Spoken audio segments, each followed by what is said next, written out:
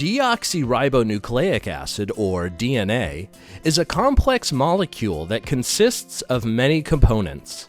Let's break down the components into four groups: basic elements, nucleosides, nucleotides, and nucleic acids.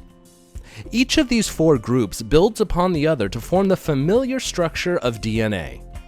The basic elements that compose DNA are 5 atoms: carbon, nitrogen, oxygen, phosphorus, and hydrogen.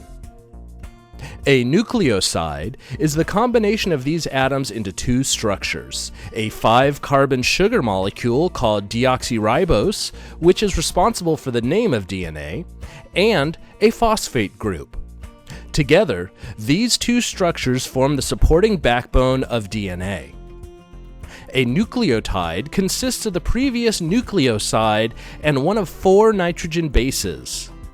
The 4 types of nitrogen bases found in nucleotides are adenine, thymine, guanine, and cytosine. When nucleotides form chains, they are referred to as nucleic acids. Thus, DNA is a type of nucleic acid. In the living cell, DNA is not produced as a single strand, but on a template formed by a pre-existing DNA strand.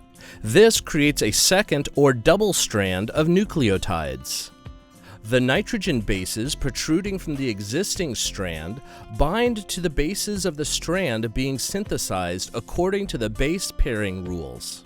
Adenine binds to thymine, and cytosine binds to guanine.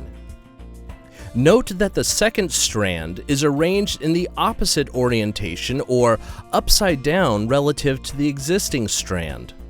For orientation purposes, the carbon atoms in the nucleotide sugar are numbered 1 through 5. The phosphate group is attached at carbon 5 and is appropriately called the 5' end. The next nucleotide in the chain attaches at the 3rd carbon and is called the 3' end. This means that one strand's nucleotide chain runs in the 5' to 3' direction, whereas the other runs in the 3' to 5' direction.